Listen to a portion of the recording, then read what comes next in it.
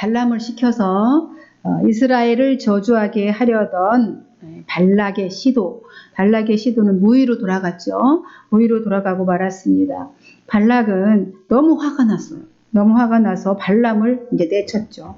내쳤으나 이제 발람에게 이제 덤으로 이제 장차 이스라엘 백성이 모압을 어떻게 멸망시킬 것인가에 대한 그런 경고도 덤으로 받았습니다.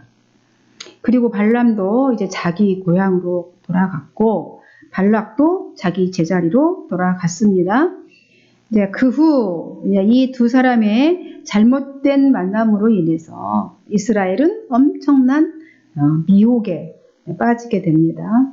오늘 본문이 25장 읽었는데 어떤 일로 그렇게 되었는지 오늘 한번 살펴보도록 하겠습니다. 1절에 보니까 1절에 한번 보면 이스라엘이 시딤에 머물러 있더니 그 백성이 모압 여자들과 음행하기를 시작하니라. 이 시딤은 모압 평지에 있는 도시입니다. 지역이 아카시아 들판이라고 하는 뜻이 있어요. 시딤이라는 뜻이. 그 머물러 있었습니다. 시딤은 이제 요단강 동편에 이스라엘 최후의 진지이기도 하죠. 이제 요단강 도하를 해야 되니까, 요단강 건너야 하니까 이스라엘 최후의 진지예요. 그리고 최전방이라고 볼 수 있습니다. 이곳에서 잠깐 이제 머무른 것이 아니라 이제 그죠? 아모리인 족속의 왕 시온도 물리치고 바산 왕 옥도 물리쳐서 동편을 다 차지하고 이제 그곳에 치고 체류하고 있었던 것이죠. 그러다 보니까 그 원주민들과 이제 자연스럽게 교제도 하게 되겠죠. 있던 땅에 살고 있던 자들과 이제 시간이 지나면서 이제 교제도 살살 하면서 이제 관계가 제법 시간이 지날수록 이제 인간관계가 형성되었습니다. 이제 제법 돈독해지고 교제도 하게 되었죠. 그러더니 이제 이스라엘 남자들이 이 모압의 여자들, 이제 모압의 여인들과 음행을 하기 시작했습니다.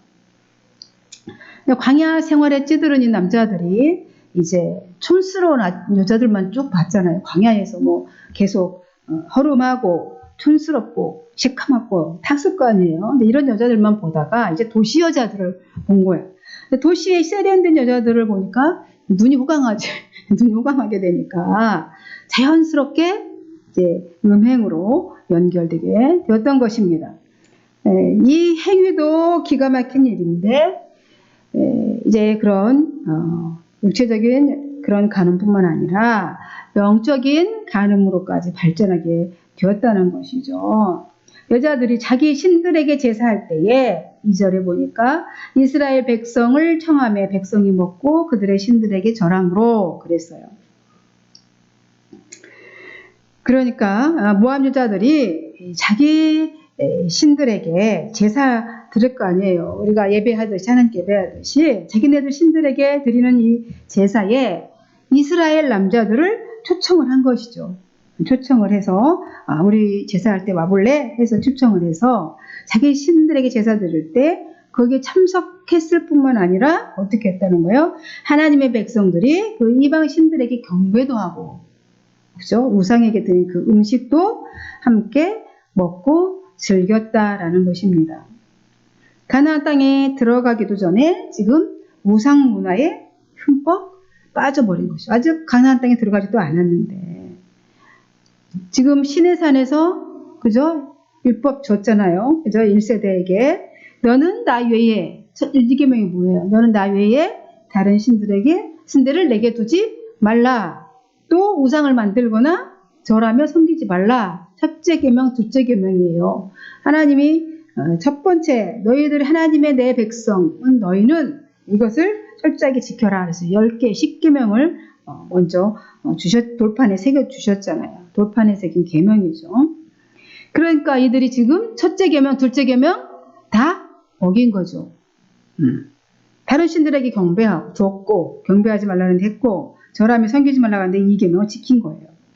이 행위를 보시고 하나님께서 얼마나 속상하고 화가 나셨을까요? 당연히 경노를 하셨습니다. 그죠? 그 경노하신 이유를 오늘 이렇게 주님이 말씀하시죠. 3절에 하나님이 이스라엘이 바알볼에게 가담한지라 여호와께서 이스라엘에게 진노하시니라 이랬어요. 그렇죠? 바알볼에 가담했기 때문에 엄청 화가 나셨다라는 말이죠. 발람의 입을 막아서 저주를 못하게 하시는 하나님의 섭리를 듣고 알았음에도 이 백성들이 바알이 풍요를 준다는 말에 혹했겠죠. 그 여인들이 이제 속삭여주는 그 말에 혹하고 또한 그 쾌락을 합법적으로 그 신들은 그런 것을 합법적으로 막 음행을 했지 않습니까? 이런 것들을 보고 좋아 보였던 거죠. 그것들을 합법적으로 즐기기 위해서 그 제사에 동참을 한 것이지요. 여러분 우상 숭배잔치에 초대되어 가면 제사에 동참하게 되는 건 당연하게 되겠죠. 자연스럽게 거기 신녀들이 있어서 신녀들과 음행으로 이어질 수밖에 없는 것이 그들의 문화였습니다. 따라서 이들은 동시에 육적인 간음뿐만 아니라 영적인 간음을 범했습니다. 그렇기 때문에 하나님께서 경노하신 것은 당연한 일이겠지요. 바알볼은 부올의 산, 부올산의 신, 뭐 이런 뜻이죠. 부올산의 신이라는 뜻입니다. 그러니까 바알 모양을 바알이 섬기잖아요. 이제 가나안의 주신이잖아요. 바알이. 바알 모양을 만든 모양을 시계가 복제한 그 신, 이게 부올의 산 바알볼이라는 것이죠. 부올의 신이라는 뜻이에요. 바알, 신이라는 뜻이잖아요. 하나님 유일하신 그분들은 주라는 뜻이 바알이라고 했잖아요. 그러니까 그걸 복제 신 이렇게 얘기만 해서 그렇게 섬겼다는 거죠. 이런 것도 있고 주신인 그모스를 가리키는 것이다. 바알볼이 뭐 이렇게 해석하는 사람들도 있습니다. 우상을 숭배했던 이스라엘의 이 배은망덕 행위는 후대에도 이제 교훈으로 남겨졌습니다. 시편에 이런 시가 있지요. 이렇게 시를 지었어요. 시편 기자가. 그들이 또 부월에 바알과 연합하여 죽은 자에게 제사한 음식을 먹어서 그 행위로 주를 경록케 함으로써 재앙이 그들 중에 크게 유행하였도다. 이렇게 시편 106편 28절에 이렇게 대대에 오늘의 이 사건을 기억하도록 하였습니다. 우상 숭배하지 말라는 그것을 어겼던 그것을 교훈하는 시로 남겼다는 말입니다. 이는 하나님께서 우상 숭배를 얼마나 싫어하셨는지를 보여주고 있다고 봅니다. 이 진노로 인해서 이스라엘 백성 중에 무서운 전염병, 연병이라고 나와 있죠. 연병이 퍼져서 수많은 사람들이 죽었습니다. 이 사실을 후대에게 전해서 죽지 않도록 하라고 이렇게 이걸 철저히 기록해서 남겨주고 있습니다. 너 후손들은 절대 이 죄를 짓지 말라는 거죠. 이런 안 좋은 것들도 다 말씀에 기록해 놓은 이유가 왜 이걸 이렇게 기록해 놨을까가 아니라 이런 죄를 너희들도 짓지 말고 거룩하게 살으라는 거죠. 여러분, 하나님은 남편이 아내를 사랑하는 것처럼 사랑하듯 이스라엘을 그렇게 사랑하셨습니다. 그래서 자기의 그 사랑을 끊임없이 보여주고 있는 거죠. 그런데 다른 신을 섬길 때 당연히 하나님은 질투도 하시겠죠. 사랑의 속성 안에 질투가 있습니다. 만약에 배우자가 다른 사람을 사랑한다면 함께 살 수 있겠습니까? 그죠? 안다면 살 수 없겠죠. 또 나도 사랑하고 다른 사람도 사랑한다고 한다면 그걸 받아들일 수 있겠습니까? 사랑은 온전히 그 사람만 바라보는 것입니다. 그래서 하나님께서 사랑의 배반자를 이제 처벌하신 것이죠. 일단 모세를 부르십니다. 사랑하는 모세를 부르셔서 말씀하시죠. 4절에 뭐라고 얘기하십니까? 여호와께서 모세에게 이르시되 백성의 수령들을 잡아 태양을 향하여 여호와 앞에 목매어 달라. 그리하면 여호와의 진노가 이스라엘에게서 떠나리라. 이렇게 말씀하십니다. 백성의 지도자들을 잡아다가 태양을 향하여 대낮에, 그러니까 대낮에 내가 보는 앞에서 목매어 죽여라. 이 말인 것이겠요. 하나님 보는 앞에 목매어서 죽여라. 그래야만 내가 화가 풀리겠다. 이렇게 하십니다. 바알부올에 얼마나 화가 나셨으면 사랑하는 만큼 그 분노도 크지 않겠습니까? 바알부올 사건의 책임을 각 지파 리더들에게 지금 물으시는 거죠. 작든 크든 모든 권세는 주님께서, 하나님께서 주신 것이죠. 그래서 리더의 자리에 앉아 있다는 것은 그 공동체에 대한 책임을 지라는 것입니다. 그러니까 자기 관할에 문제가 발생했는데도 책임을 지지 않으려는 사람은 리더의 자격이 없는 것이겠죠. 없는 것입니다. 이로 보건대 이런 배교 행위가 일어나기까지 각 지파 리더들은 그 모세에게 알렸을까요? 보고하지 않았다는 얘기인 것이죠. 리더들이 딱 착착착 모세에게 이런 일이 있습니다. 보고하지도 않았다는 거예요. 그래서 그 리더들을 잡아다 목매달아 죽이라는 거죠. 그래서 모세가 알았으면 제재를 했겠죠. 그 지경까지 가지 않도록 했을 건데 말을 하지 않은 거예요.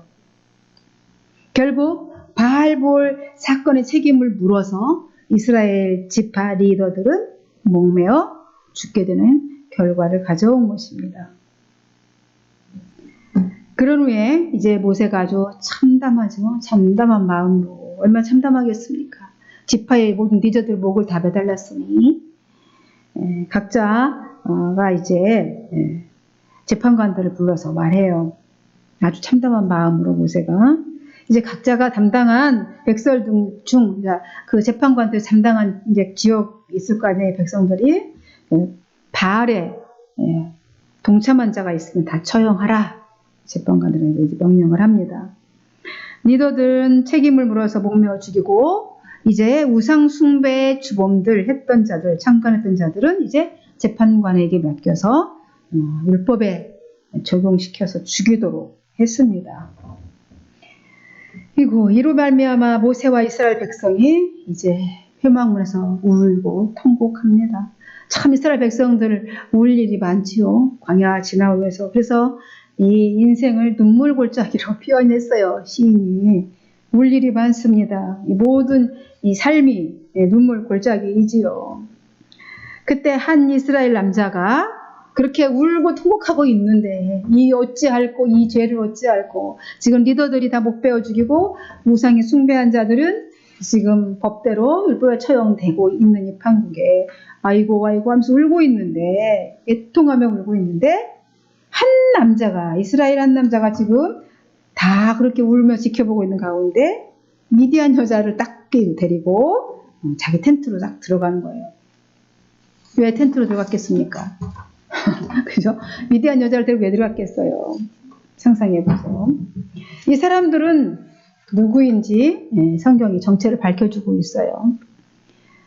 이 세상 끝날까지 이 사람들은 저주받은 이름으로 지금 가문에 망신을 준 사람으로 그 이름으로 남겨주셨습니다. 기록하고 있어요. 성경에.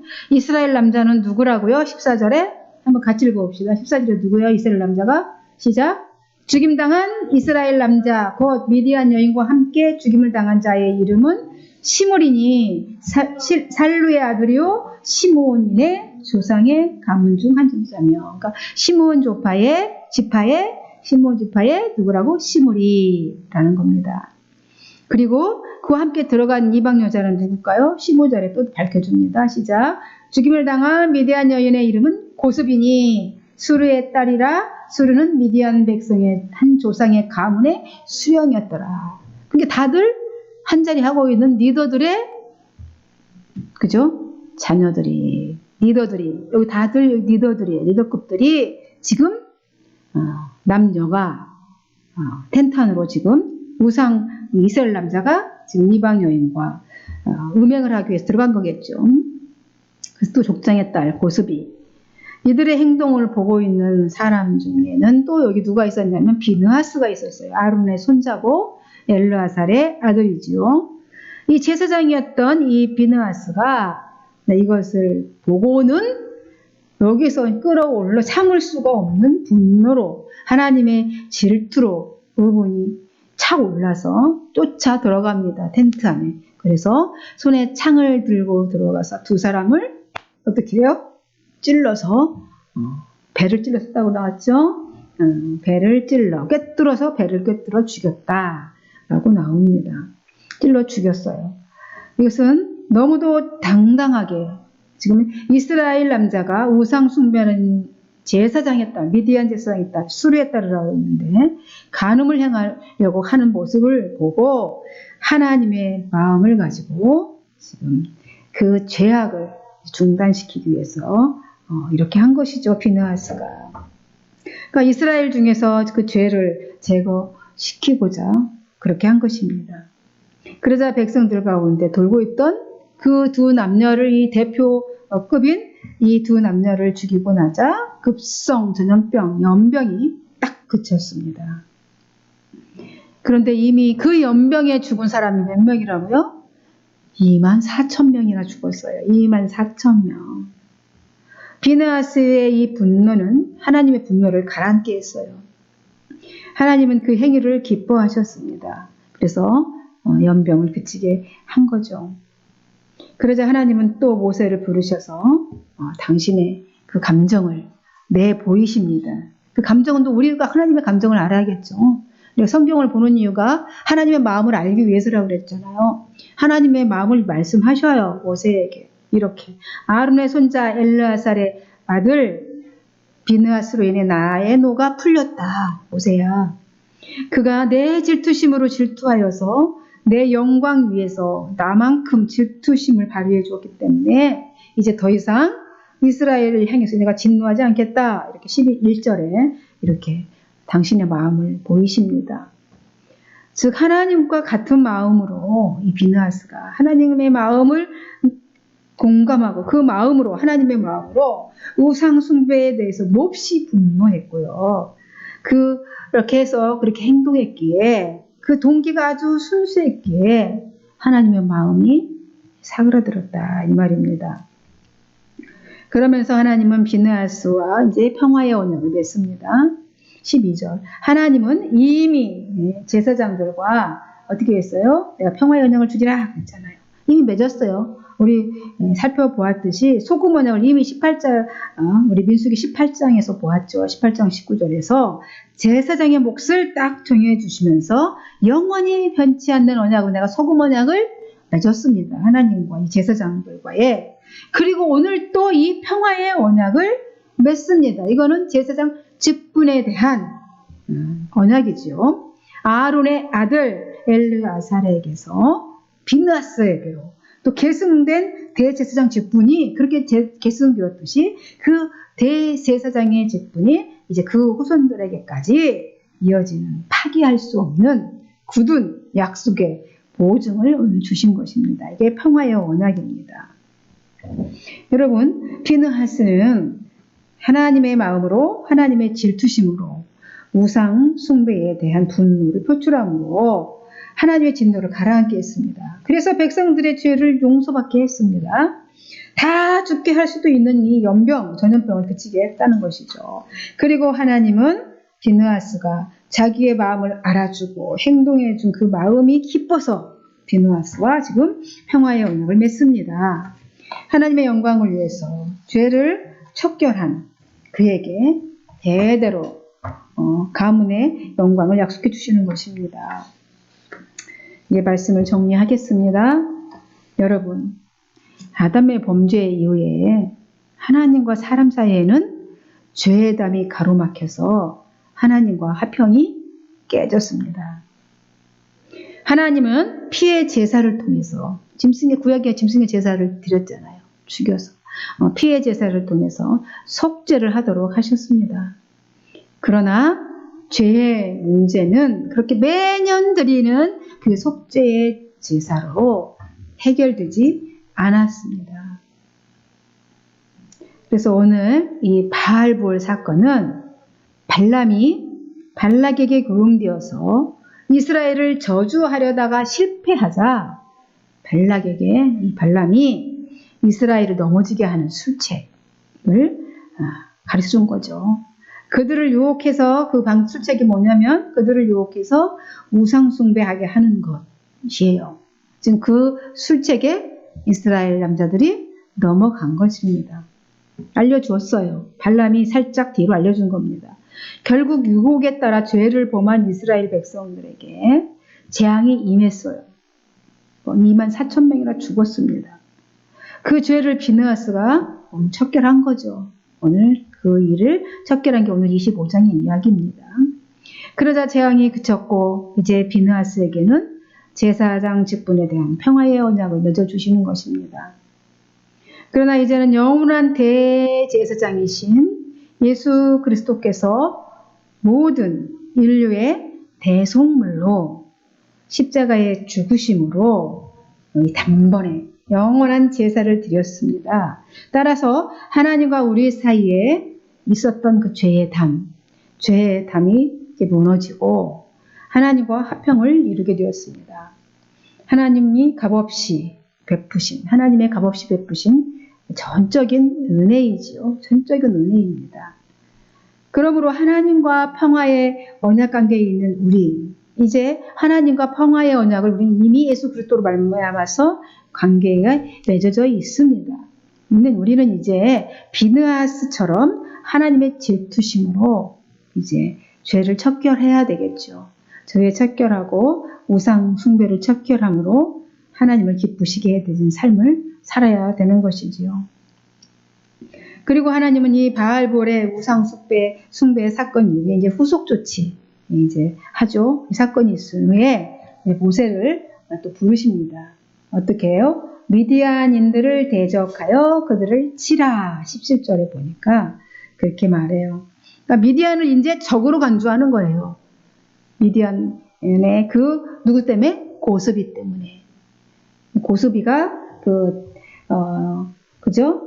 미디안 여인의 이름은 고스비인데 수르의 딸이고 수르는 미디안 백성의 한 조상. 그러니까 미디안 족속의 리더급인 거죠.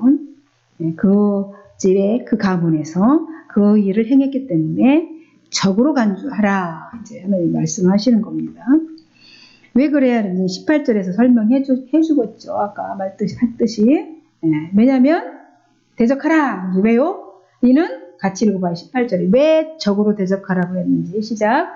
이는 그들이 속임수로 너희를 대적하되 부올의 일과 미디안 지휘관의 딸 곧 부올의 일로 연병이 일어난 날에 죽임을 당한 그들의 자매 고스비의 사건으로 너희를 유혹하였습니다. 얘기하시죠.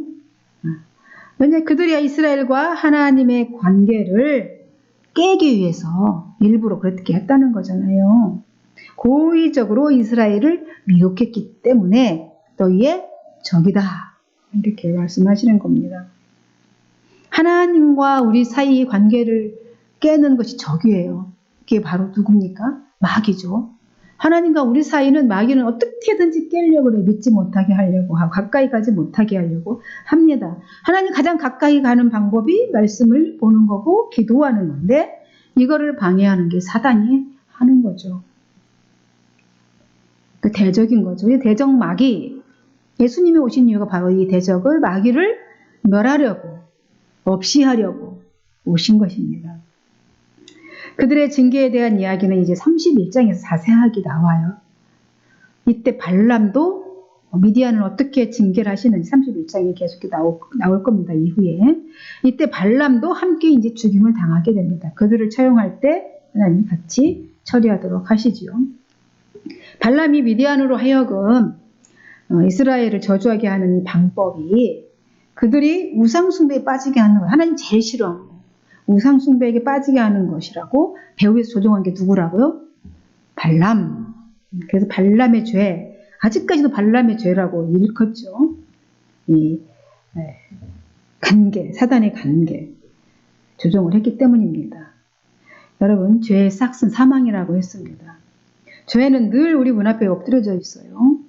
그래서 마음 관리, 늘 우리 마음에 조그마한 틈만 있으면 그 틈으로 사정없이 밀려 들어와서 무너뜨려 버립니다. 그래서 마음 관리를 잘 하셔야 되겠고요. 하나님을 기쁘시게 하는 저와 여러분이 오늘 능력과다 그렇게 될 수 있기를 간절히 소망합니다. 기도하겠습니다. 하나님 아버지 감사합니다. 우리는 왕같은 제사장입니다. 그래서 하나 예수 그리스도를 통하여서 우리와 이제 영원한 평화의 언약을 맺어주셨습니다. 오늘 비느하스와 평화의 언약을 맺어주신 하나님, 여호와 하나님, 이제 우리 사이에 맡겼던 죄의 담이 예수 그리스도 말미암아 무너졌습니다. 이제 비느하스가 하나님의 질투로 말미암아 죄를 척결했던 것처럼 우리도 우리 안에 있는 성령님이, 우리 안에 있는 예수 그리스도의 영이 정말 죄를 대적함으로 죄를 척결할 수 있는 그런 하나님의 마음을 따라 그 죄를 처결할 수 있는 그런 저희들이 다 될 수 있도록 주님 도와주시옵소서. 그렇게 비느하스가 했던 것처럼 오늘 우리도 이 세상 살아가면서 하나님의 마음으로 죄를 당당히 넉넉히 이기며 살아갈 수 있도록 함께해 주시기를 원하고 말씀으로 능력을 부어 주옵소서. 감사하며 그리스도의 신 예수님의 이름으로 기도하옵나이다. 아멘.